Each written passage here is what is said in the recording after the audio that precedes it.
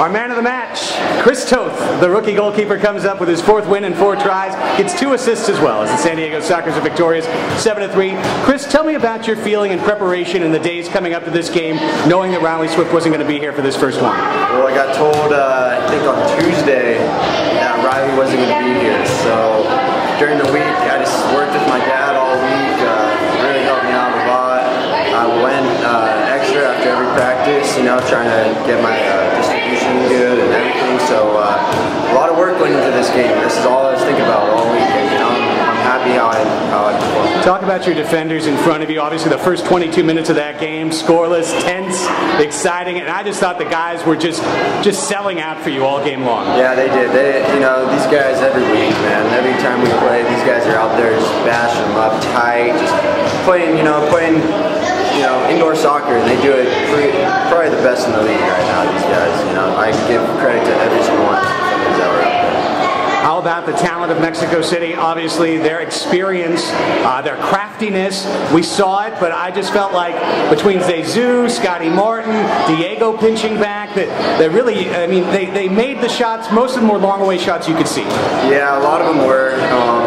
We were talking about that before the game, and we knew what they had. We knew that they were crafty. We knew what they could do. They were looking for the backdoor pass, and we just knew what to do. We just put a body on them and just see what happens. I mean. Well, you picked up a couple assists in the 4th quarter when they went 6 attackers, and you were able to lob some sky balls to get those empty net goals. We were asking if your dad had 2 assists in the game. You told me you thought he did. I think he has. I mean, I'll have to ask him over the phone in a little bit, but you know, I'm happy about that. You know, that's a great feeling when you have an assist. So.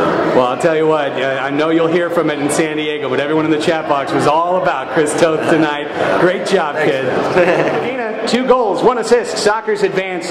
Tell me about how this team came together, shorthanded, no Antoniuk, no Swift, Farber can't go in pregame, and you guys deliver your best performance of the year. Yeah, that just goes to show the depth of our team. You know, I think we kind of, at this point in the season, people are banged up. You know, yeah, it was a little surprising that some of the regular guys, you know, couldn't go, but that's what this team's about.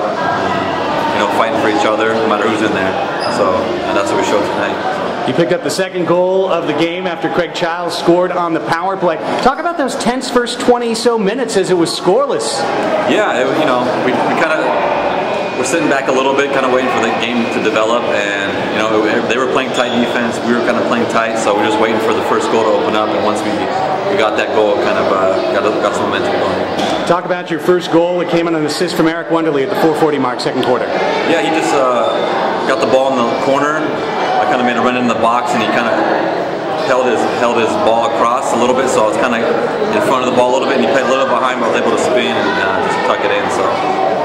Obviously, you guys roared out with 3 straight goals in the 3rd quarter to make it 5-1. Tell me a little bit about our man of the match, Chris Toth, the rookie. I'm sure a lot of questions, given that Riley Swift, last year's playoff MVP, unable to play today, but Chris comes up with his game of the year. Yeah, you know, I think we all know his capabilities, you know, all through the year, even though he's not technically our starter. Personally, I'm not surprised that he played the way he did, just because we see him, what he does in training, and you know, kind of how he's developed as our goalie. You know, so he's done a good job when he's come in throughout this year. He's come in and done a good job, and you know, just proud of him that he came in and you know, did a great job tonight. And now, look ahead. Obviously, you're about to find out who you're going to play, whether it be Cincinnati or La Raza, but just the way this team played tonight, how do they recharge the batteries and come back out less than 24 hours later? Yeah, it's going to be tough. It's a bigger field. It's a little bit harder field, so it takes its toll on your body. So we'll just try and get some food in us, replenish, and get some rest, and be ready for tomorrow. 2 goals, 1 assist. Great job, Dino. Okay, thank you. Was the beast fed? Did you get some dinner yet? You know, it's been a couple weeks, almost a month now, and finally I got fed, so it feels good, very good. Johnny, it's been great to see you. We missed you the last couple of months. I know you've been outside, outdoors, training with the Carolina Railhawks. First things first, tell us all about the process for yourself, rehabbing that knee strain and getting back on the pitch.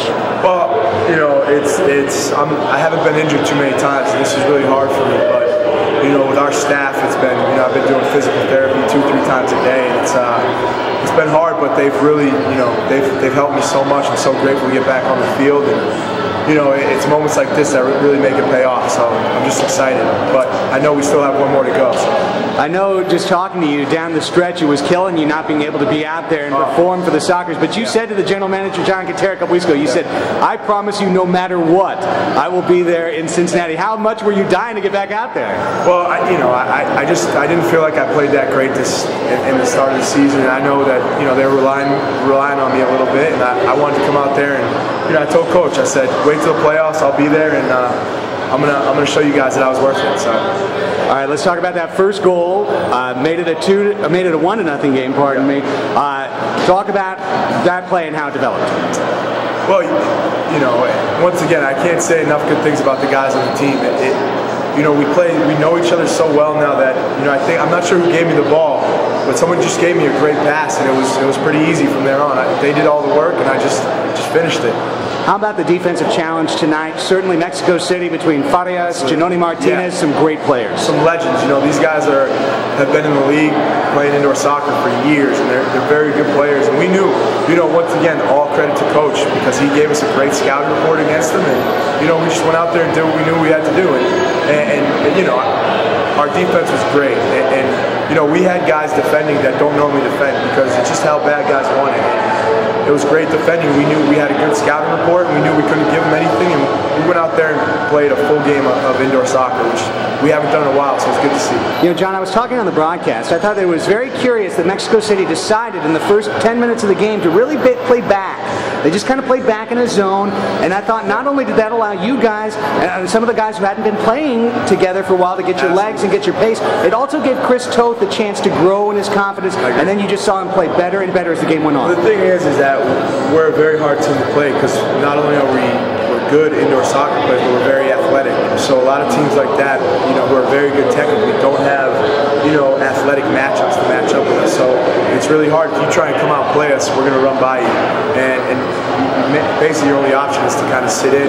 But once again, we're a good enough team that we can actually, pick you apart if you sit in on us too. Is that the longest goal you've ever scored, your second goal, 3/4 court? You know what?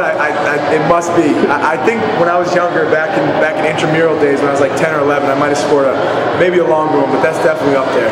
Well, it was a beautiful one, because when you get to 6 attackers and you see that long ball, that's just the one that cuts the throat of them. It was on, and once again, great play by the goalie by giving me the ball. I was asking for it, but a lot of times goalies don't see that stuff that quickly, and he did. He saw it real quick and gave it to me. If he held on to it a little bit more, it would have been in. So great release by him and great assist. Well, I'll tell you what, Johnny, there's a big Italian dinner in the locker room, and I want to go feed the beast. So let's go get some dinner. What do you say? All right, sounds good.